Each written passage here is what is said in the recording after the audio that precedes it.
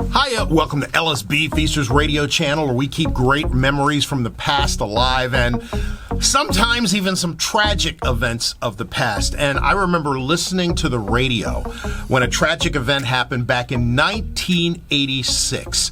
WNBC 66 in New York was doing a radio broadcast with Joey Reynolds, just the typical fun day.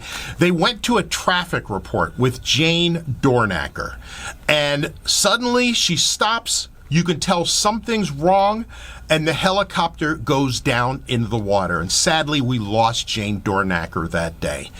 We have the actual recording that happened when the helicopter went down, followed by some TV news reports covering the story. I just remember being so shocked at the time.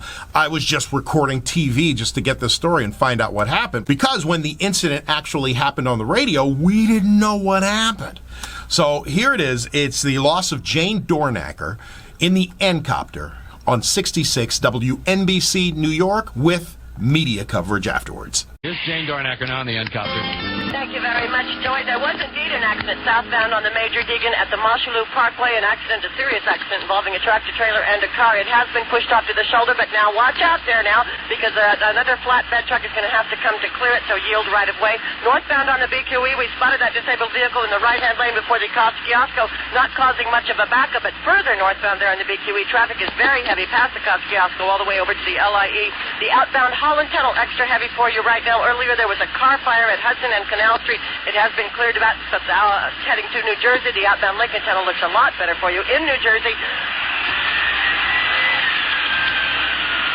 Get the water! Get the water! Get the water!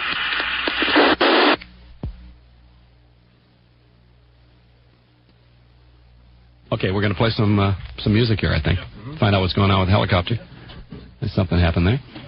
It's 4:45. 16 till 5 on WNBC on the Joey Reynolds Show. We're taking an N-copter report from Jane Dornacker. Let's check in and see how they're doing there. And then we'll come right back at you.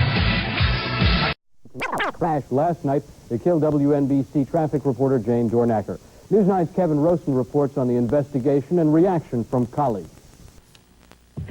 She is gone now, but there is one thing that will never be changed. Wherever she is, she's a shining star. As fellow workers at WNBC Radio remembered traffic reporter Jane Dornacker, questions surrounding the cause of the crash that killed her remain unanswered. It was the second time since April an Enstrom piston-powered helicopter owned by Spectrum Helicopter crashed. Dornacker was a passenger both times. We will not fly another Enstrom helicopter until we find out exactly what happened. This is our decision. This is the company's decision. Just last year, Spectrum Helicopters was cited by the FAA for falsifying safety records. But a company spokesperson told me today that the company's helicopters were never grounded for those violations. It was a paperwork snafu. We did not keep up on our paperwork. We're a growing company. We're growing very quickly. All our machines, all our aircraft are in safe condition. WOR radio traffic reporter George Mead, an 18-year veteran, says Dornacker's helicopter would have been better off hitting the water first. Maybe it hit the fence on the way down, and that knocked the floats off, and hence the inability to float, and immediately sank to the ground. Despite the crash, both Mead and WCBS traffic reporter Donna Fiducia were back in the air again, but not without some sense of fear. It's not something that I really want to think about, because it could have easily happened to me, I guess. It's just a matter of, being in the wrong place at the wrong time. Ironically, after the last crash, Jane Dornacker said she was getting afraid of flying.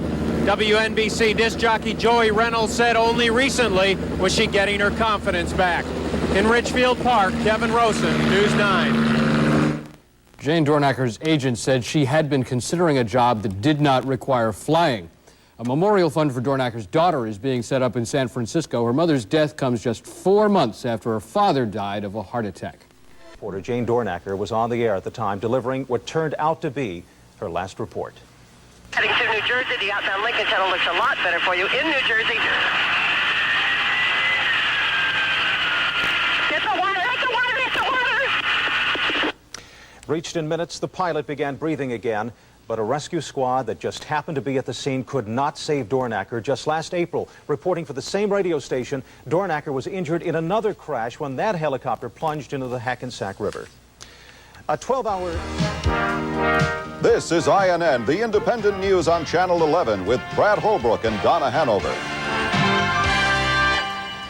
Good evening. The company that owns the helicopter which crashed into the Hudson River yesterday is under intense scrutiny tonight. And new revelations are emerging about that company's safety record. Traffic reporter Jane Dornacker died after the crash. The pilot, William Pate, is hospitalized tonight in critical condition. Alec Roberts has more on the investigation into the tragedy. Investigators for the National Transportation Safety Board and the FAA are poring over the remains of NBC's traffic helicopter, a process that will take several months. Do you have any idea yet as to what caused the crash? The answer is no. Also being analyzed, a tape of Jane Dornacker's last broadcast and the strange whining sound heard just before it crashed and sank off a pier on the west side of Manhattan.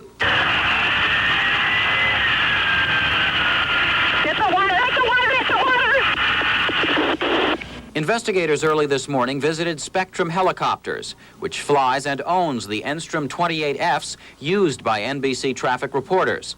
It was an Enstrom that crashed with Dornacker aboard last April, and another Spectrum Enstrom that crashed in the Hackensack River last June. In 1985, the FAA grounded Spectrum for 45 days, citing serious safety violations.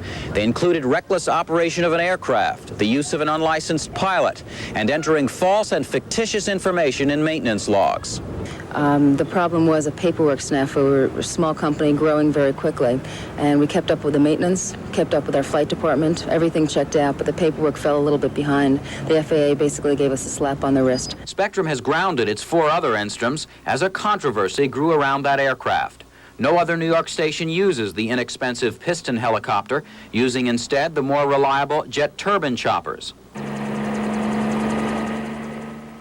Traffic reporter Donna Fiducia, who now gives reports for CBS Radio, worked for 2 years for NBC.